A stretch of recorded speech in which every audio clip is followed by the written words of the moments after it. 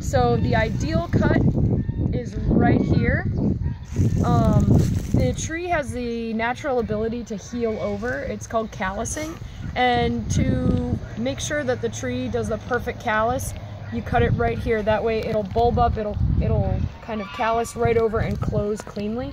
If it's too long, it'll callus, but it won't be able to close over, and it'll leave any open wounds are like very susceptible to infections and fungus and things like that. So we have to make a perfect collar cut that does not damage the branch collar and it doesn't come out too far. I want to pick a branch that I actually want to come out. This varies from on trees, but for apples, the flowering buds, they fruit on these spurs. They're short spikes that come out and big juicy buds. The vegetative buds that are gonna just send out a leaf, that's a vegetative bud. So that's a flower bud, that's a leaf bud. Is that then the apple comes from the flower? Apples come from flower buds. Yep. So so now I can see that my pruning from last year really paid off because I have a lot of flowering buds. These trees used to just have a lot of vegetative buds, so that's great news.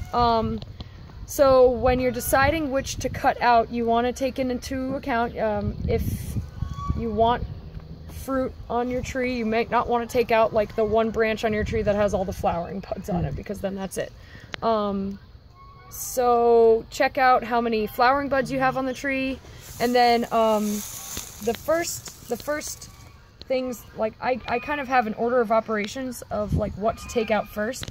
The first kind of no-brainer things to take out are dead branches. So they're pretty easy to spot because they're like brown and crispy. Do you guys see any dead branches?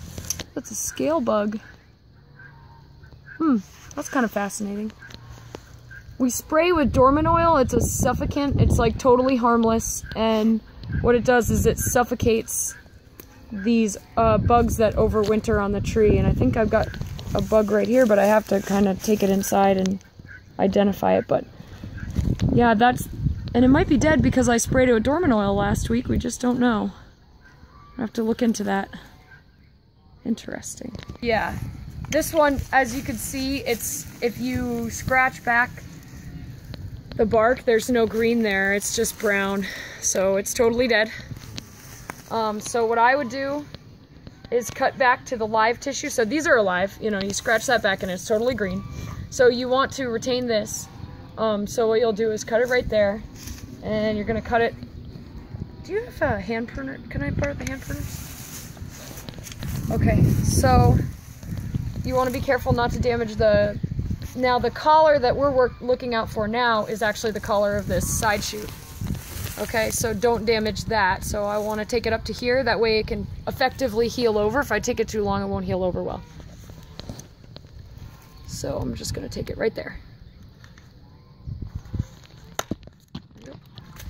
That is long enough that it can heal over, but it's not so close that it leaves that up to infection. So that should be a clean, it should heal cleanly after that.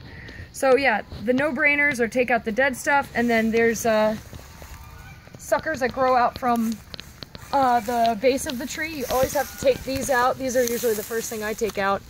I took them out last year, so they're pretty, they didn't come back too aggressively. But yeah, all these coming out from the bottom, guys, just take them out. And